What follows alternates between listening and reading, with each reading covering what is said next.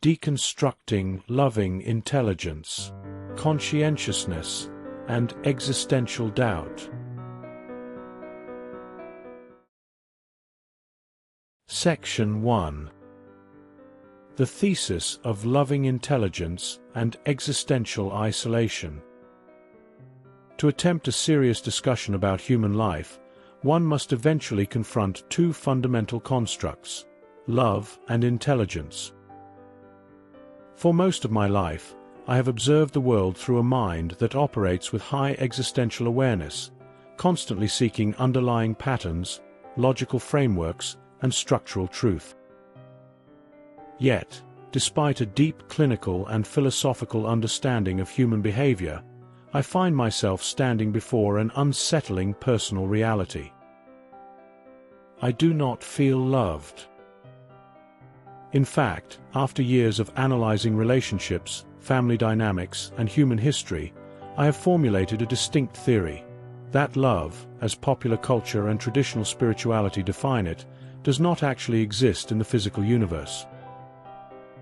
We speak of love as if it were a fundamental law of physics or a divine energy woven into the cosmos by a benevolent creator. But when you strip away the romanticized rhetoric, what remains is often nothing more than biological drive, transactional utility, or social conditioning. This realization creates a profound sense of existential isolation. When you possess high existential intelligence, you cannot easily fool yourself with comforting platitudes or sentimental illusions. You see the mechanics behind human action. You observe how easily affection evaporates when convenience ends, and how frequently those who claim to love you fail to extend basic respect and dignity. If love is an illusion, or at best an inconsistent psychological state, how does a person navigate existence without descending into total cynicism? The answer lies in the concept of loving intelligence. Loving intelligence is not a passive emotion, nor is it a warm, fuzzy feeling that depends on the approval of others. It is the deliberate, conscious application of high conscientiousness, moral discipline, and intellectual clarity to the act of living. It is choosing to act with care, dignity, and radical empathy because it is structurally right, regardless of whether the universe or the people around you return the sentiment. Loving intelligence is the intentional bridge between a cold, unfeeling reality and a self-authored life of unwavering moral purpose.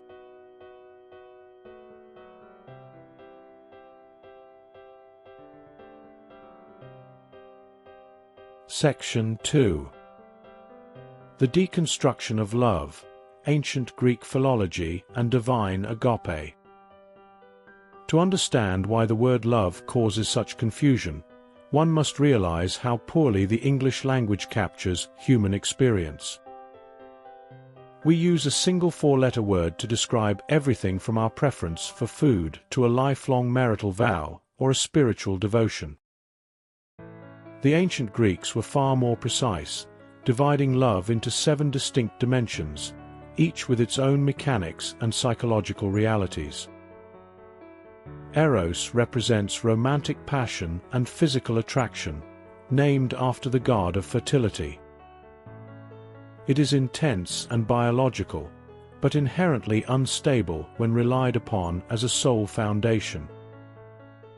Philia describes deep friendship, a platonic yet profound bond built on shared values, loyalty, and mutual respect among equals.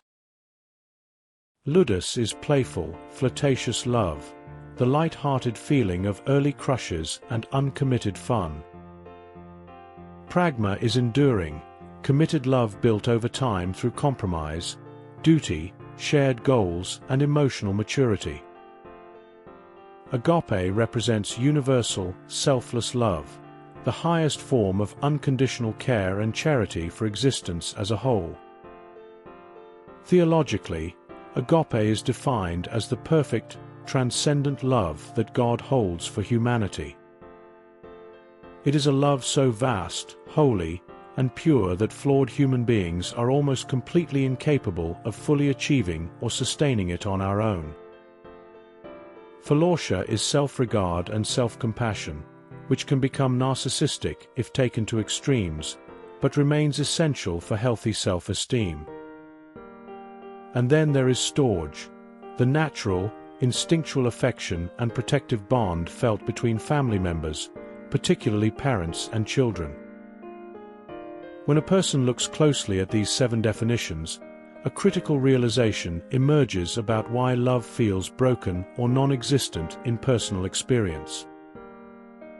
If storge collapses in childhood due to dysfunction, neglect, or lack of respect, the primary blueprint for relational trust is shattered. Without a working baseline of storge, philia becomes hard to build, eros feels untrustworthy, and pragma seems unreachable. Breaking love down into its structural components reveals that what we call love is not a single magical emotion, but a set of distinct behavioral frameworks that can either function with precision or break down entirely.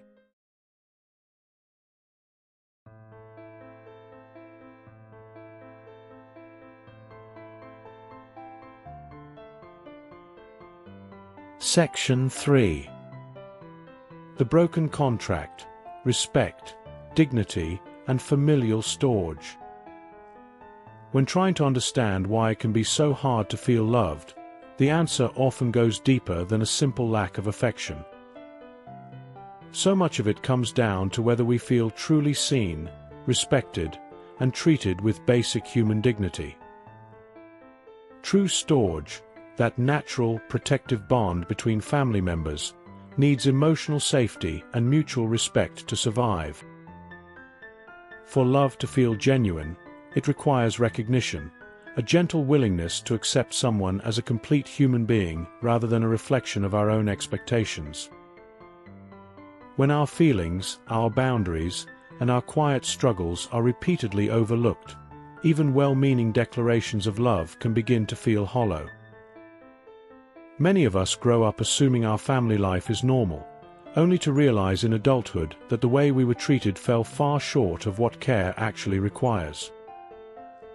Coming to terms with the fact that the people closest to us couldn't offer basic emotional safety brings a quiet, profound sadness. When respect is missing, relationships often shift toward conditional expectations, where unaddressed family trauma quietly shapes how people interact. Recognizing this breakdown isn't about holding on to resentment. It's simply an honest, compassionate look at why those relationships felt so difficult.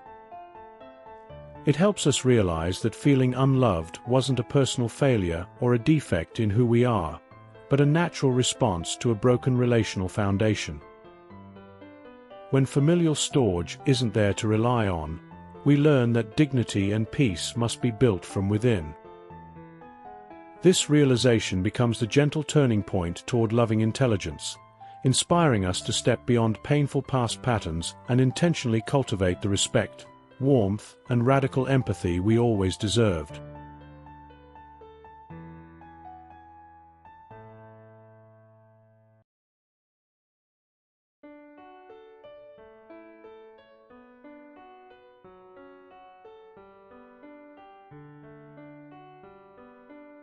Section 4.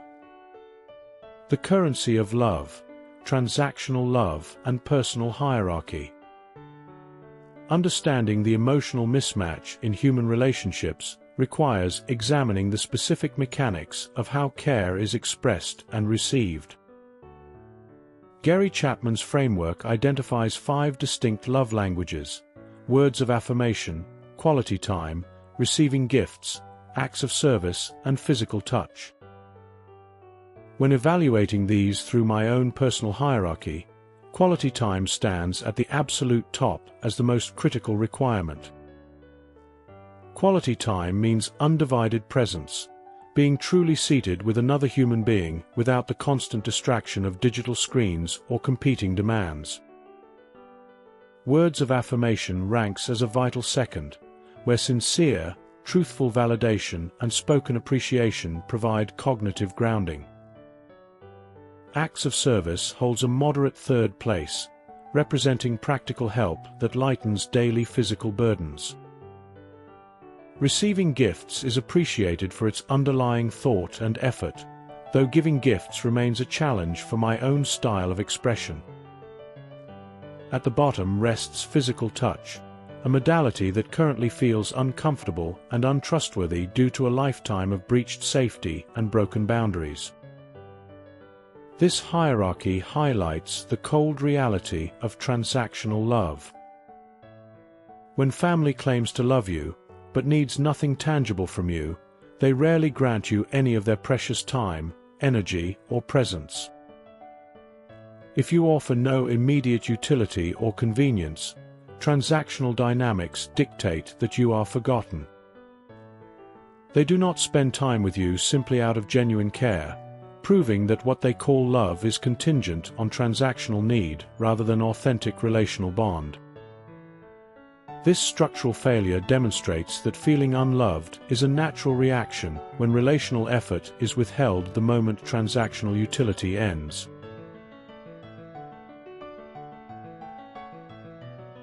Section 5. The theory of love's non-existence, agnostic Christianity, and the intentional choice of hope. When a person looks closely at physical reality and human history, it becomes hard to find evidence for love as a fundamental, automatic law of nature. The physical universe operates according to rigid laws like gravity, thermodynamics, and electromagnetism, none of which care about human comfort, emotional needs, or suffering. From a purely material perspective, what we call love can often be understood as biological mechanics, evolutionary drives designed to ensure survival and reproduction in a competitive world. When trauma, familial neglect, and systemic cruelty are so widespread, the concept of a personal, interventionist, loving God becomes deeply difficult to reconcile with lived reality. Philosophically, I identify as an agnostic Christian because I find absolute dogmatic certainty in either direction to be fundamentally flawed. The rigid dogmatism of fundamentalist religion and the aggressive certainty of hard atheism strike me as equally plagued by intellectual hubris and arrogance. Having spent countless hours of intense mental energy analyzing the grand questions of existence, time that most people spend navigating daily routine, I have arrived at what I believe is the only intellectually honest conclusion regarding the divine. The ultimate nature or existence of God is fundamentally unknowable through human cognition alone. Yet, despite knowing from an analytical standpoint that a cold, purely Darwinian universe may be the material reality, I consciously reject absolute nihilism. I refuse to surrender to a worldview where existence is reduced to nothing more than a brutal, indifferent fight for survival. Even if analytical processing suggests a 99% probability that the universe is unguided and unfeeling, I intentionally choose to lean into that remaining 1% of possibility. That deliberate 1% is an act of executive agency, a conscious decision to choose hope, meaning, and moral structure in a world that rarely offers them automatically. I hold on to the hope that a merciful God exists, and that there is underlying purpose and meaning behind our pain and suffering.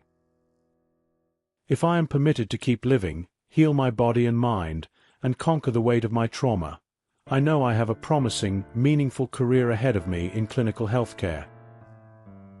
If love is not an inherent physical force built into the fabric of space and time, then care becomes a deliberate human creation rather than a passive cosmic guarantee.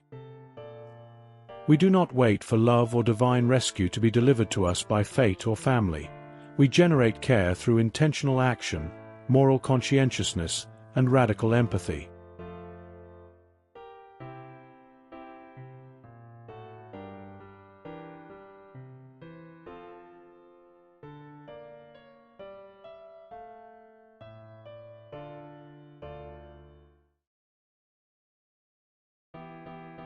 Section 6.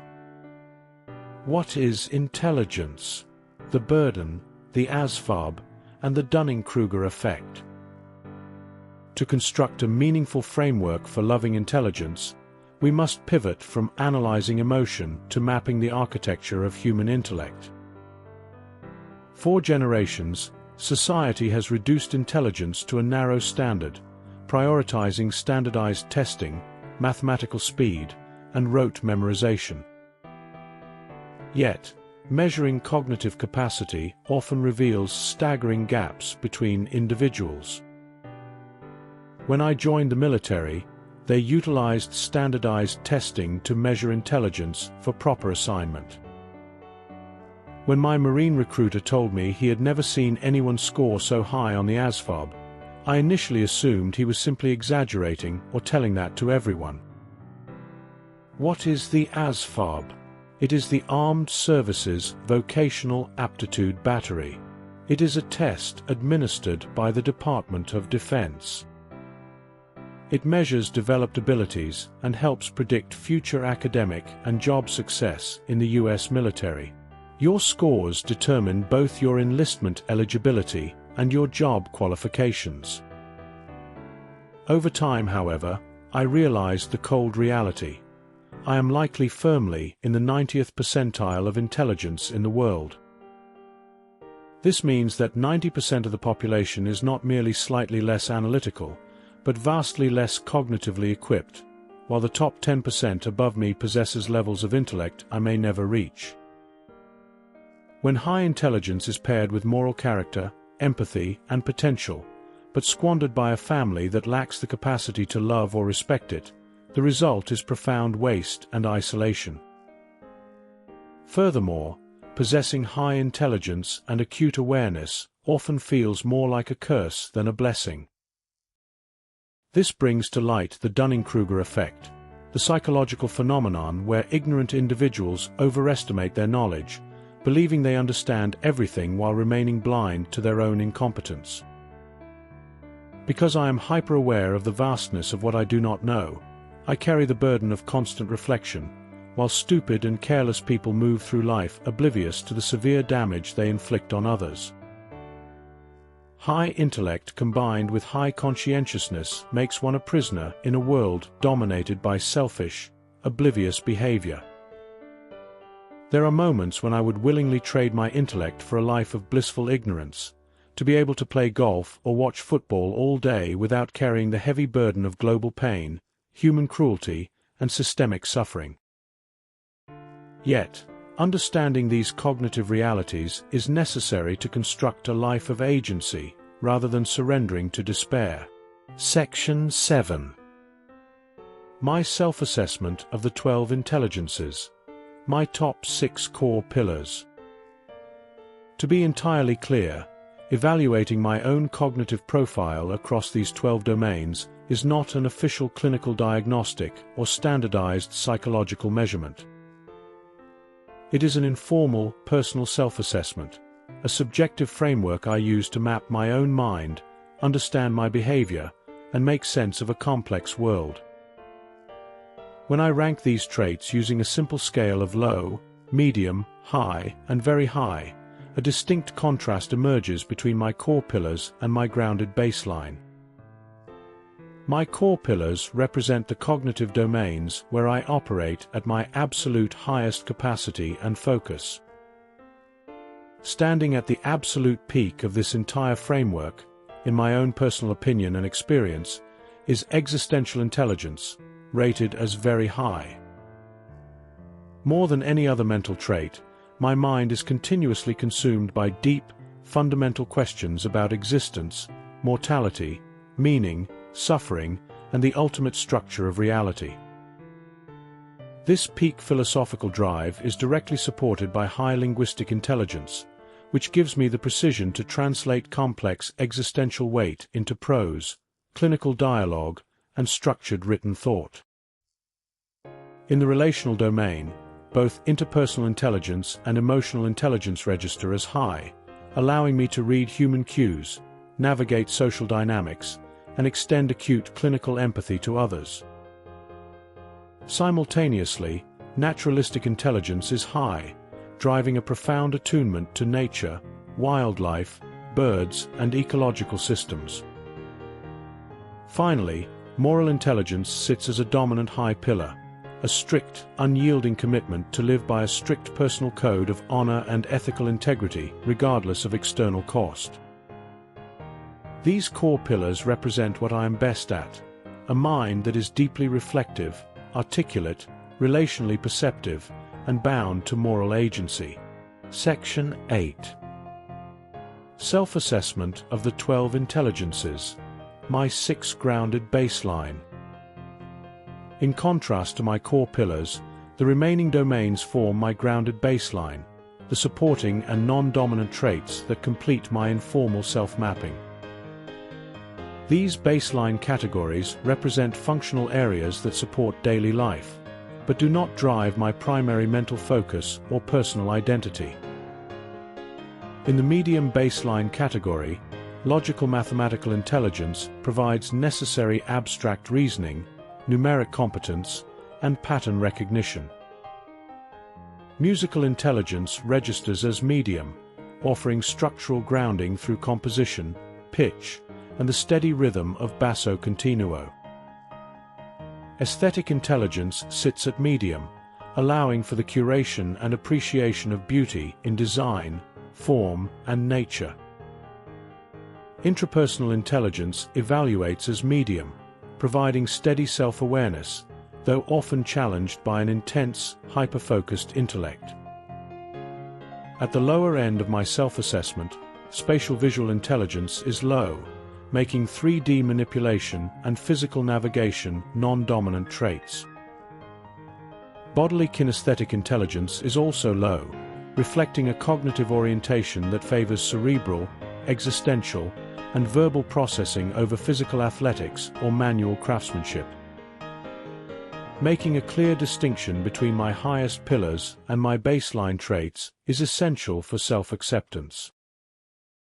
It reinforces that this subjective rating system is simply a tool to understand where my mental energy naturally flows, allowing me to navigate the world with clarity and intention. Section 9. High conscientiousness, fatherhood, and the agony of indifference. High conscientiousness as the bridge between love and intellect. When emotional feeling or external expressions of love are absent, a vital question remains: what holds moral life together?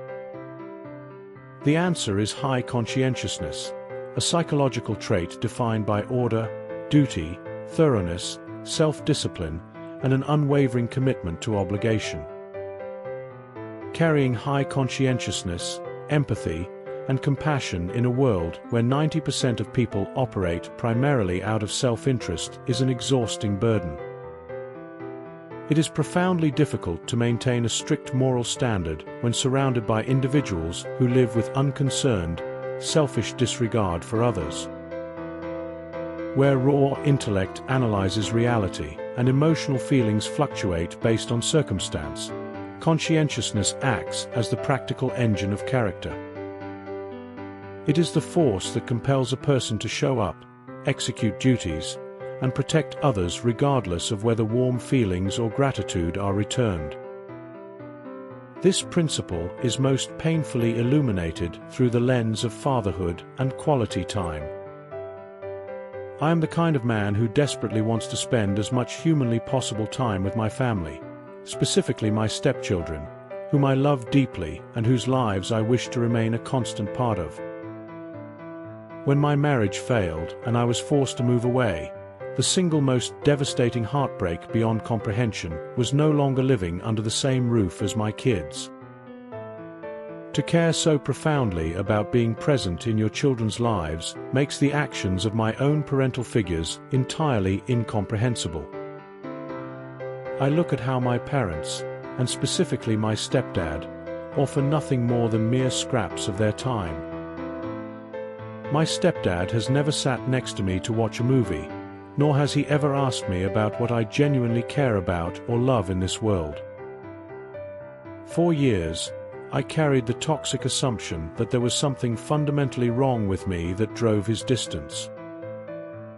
I now realize the clinical truth. He is the one whose antisocial emotional detachment created that rift, living in blissful ignorance of the immense damage his indifference caused me. In a world where familial storage has broken down, high conscientiousness transforms from a simple personality trait into a sacred principle. It means choosing to act with integrity and presence not because you were taught it by example, but because your personal moral code demands it. It is showing up with absolute presence for your children, providing the quality time, stability, and dignity you were once denied.